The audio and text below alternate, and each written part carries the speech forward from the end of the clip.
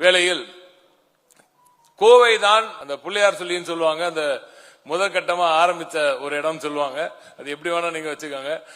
அந்த வகையில இந்த தொழில் வளர்ச்சியின் துவக்கம் கோவையில் இருந்து தான் ஆனது. ஏறத்தாழ 100 ஆண்டுகள் இன்று ஆகிவிட்டன. இந்த 100 ஆண்டுகளில் தமிழ்நாட்டின் பல பகுதிகள் வளர்ந்தாலும் கோவைக்கு என்று ஒரு சிறப்பு இருக்கிறது.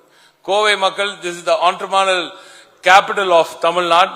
Every single homegrown institution has added so much value to this amazing state called Tamil Nadu that we are extremely proud of this particular zone in Tamil Nadu. Thanks to our Honorable CM, during the last 4 years, South Tamil Nadu has also witnessed amazing growth. Every part of Tamil Nadu, including the Delta, including the Northwest zone, including the North zone, every single part of Tamil Nadu has grown. And there has been this word that the Western Tamil Nadu region has been neglected என்ற ஒரு பேச்சு பல காலங்களாக, நீண்ட காலங்களாக இருந்து வருகிறது. புதுமையும் புத்தொழிலும் நிறைந்து வாய்ப்புகளும் வளங்களும் கொண்ட தென்னிந்தியாவின் மான்செஸ்டரான கோவை மண்ணில் உங்களையெல்லாம் சந்திப்பதிலே நான் மிகுந்த பெருமகிழ்ச்சி அடைகிறேன். இந்தியாவினுடைய எடிசன் ஜிடி நாயுடு, அருட்செல்வர் பொள்ளாச்சி மகாலிங்கம் போன்ற ஏராளமான திறமைசாலைகளை தந்து புதுமையான முயற்சிகளுக்கும் கடுமையான உழைப்புக்கும் பெயர் பெற்ற இந்த கோவை மண்ணில் தமிழ்நாட்டோட அடுத்த கட்ட பாய்ச்சலுக்கு துணையா இருக்க போறவங்களை எல்லாம் ஒன்றிணைச்சு மாநாட்டை ஏற்பாடு செஞ்சிருக்கக்கூடிய நம்முடைய மாண்புமிகு தொழில்துறை அமைச்சர் தம்பி டிஆர்பி ராஜா அவர்களுக்கும், அவருக்கு துணை நிற்கக்கூடிய அந்த துறையினுடைய செயலாளர் உள்ளிட்ட அனைவருக்கும் என்னுடைய வாழ்த்துக்கள். In the Honorable Chief Minister for having graced and his unwavering support to this region, sir. Thanks to the Honorable Minister once again, Mr. TRB Raja, the officials of the Industries Department and their team. இங்கே வந்திருக்கக்கூடிய முதலீட்டாளரான நீங்க மற்றும் ஒரு மாநிலத்துக்கு வரல. கடந்த 4 ஆண்டுகள்ல கடுமையான உழைப்பை செலுத்தி ஏராளமான முதலீட்டாளர்களோட தொழில் நிறுவனங்களோட நம்பிக்கையை பெற்று இந்தியாவிலேயே அதிகமாக 11.19 விழுக்காடு பொருளாதார வளர்ச்சியை சாத்தியப்படுத்தி இருக்கக்கூடிய தமிழ்நாட்டுக்கு வந்திருக்கீங்க. திராவிட முன்னேற்ற கழக ஆட்சியும் தமிழ்நாட்டு வளர்ச்சியும் பிரிக்க முடியாதது. ஏன்னா இந்த தமிழ்நாடு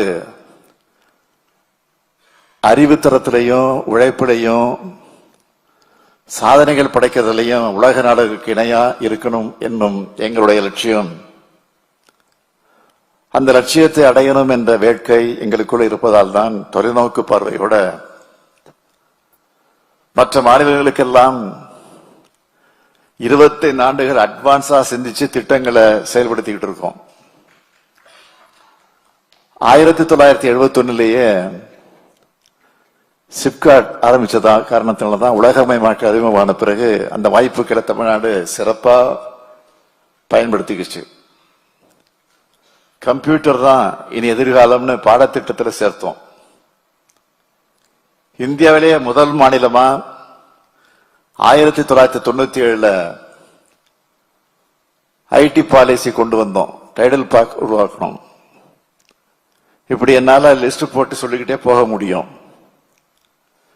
இப்படியெல்லாம் அட்வான்ஸா செயல்பட்ட காரணத்தால்தான் ஆட்சி மாற்றத்தால் இடையிடையே சிறு தொய்வு ஏற்பட்டாலும் தமிழ்நாடு நம்பர் 1 மாநிலமாக தலை நிமிர்ந்து நிற்குது. இந்த கோவை கேபிட்டல் சிட்டி கிடையாது, டயர் 2 சிட்டி தான். ஆனா நீங்க இங்க வரும்போது பார்த்திருப்பீங்க, L and T, LMW, CRI pumps, Cognizant, Bannari Amman குழுமம், ஃப்ரூட்ஸ் குழுமம்னு ஏராளமான நிறுவனங்களும் 60க்கும் மேற்பட்ட ஜிசிசி நிறுவனங்கள், 1702 புத்தொழில் நிறுவனங்கள், 22 இன்குபேட்டர்கள்னு ஏராளமான நிறுவனங்களும் நிறைந்திருக்கிறத பார்த்திருப்பீங்க. இதே நிலை தமிழ்நாடு முழுக்க இருக்கணும். தமிழ்நாடு வளரணும். அதுக்கு நீங்க எல்லாரும் துணை நிற்கணும். நான் முதலமைச்சரா பொறுப்பேற்றதும் அனைத்து மாவட்டங்களுக்கும் பரவலான சீரான வளர்ச்சி இருக்கணும்னு சொன்னேன். அதனால தொழில்துறையை சார்ந்த யாரை நான் சந்திச்சாலும் தமிழ்நாட்டுக்கு முதலீடு செய்ய முன்வாங்கன்னு கோரிக்கை வைக்கிறத வழக்கமா வச்சுக்கிட்டு இருக்கிறேன். தனிப்பட்ட முறையில் மட்டும் இல்லாம சிறிய அளவிலையும் பெரிய அளவிலையும் முதலீட்டாளர்கள் மாநாட்டை நடத்தி தமிழ்நாட்டில் இருக்கிற வாய்ப்புகளை எடுத்து சொல்லி முதலீடு செய்ய அழைப்பு விடுக்கிறோம். UAE, Singapore, Japan, Spain, America, Germany, England ஆகிய நாடுகளுக்கு நானே நேரடியா போய் பல்வேறு தொழில் நிறுவனங்களோட தலைமை பொறுப்பில் இருக்கிறவங்களை எல்லாம் சந்திச்சு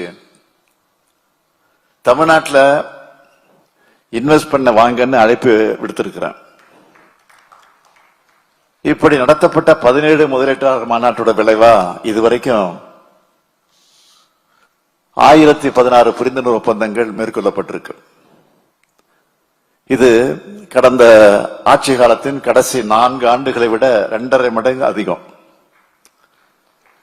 இந்த புரிந்துணர்வு ஒப்பந்தங்கள் மூலமா 11,40,731 கோடி ரூபாய் அளவுக்கு முதலீடுகள் உறுதி செய்யப்பட்டு நேரடியாகவும் மறைமுகமாகவும் 34 லட்சம் பேருக்கு மேல வேலை வாய்ப்புகள் பெறுவதை உறுதி செஞ்சிருக்கிறோம். எத்தனையோ மாநிலங்கள் இருக்கு, எத்தனையோ அரசுகள் இருக்கு. அவங்களும் கூட அவங்க மாநிலம் வளரணும்னு முதலீட்டாளர் மாநாடு நடத்துறாங்க, புரிந்துணர்வு ஒப்பந்தங்கள் போடுறாங்க. ஆனா அதோட கன்வர்ஷன் ரேட் என்ன, எத்தனை ஒப்பந்தங்கள் தொழிற்சாலைகளாக மாறுது, அதுக்குள்ள நான் போக விரும்பல. தமிழ்நாட்டை பொறுத்த வரைக்கும் கன்வர்ஷன் ரேட் 80%, 80%.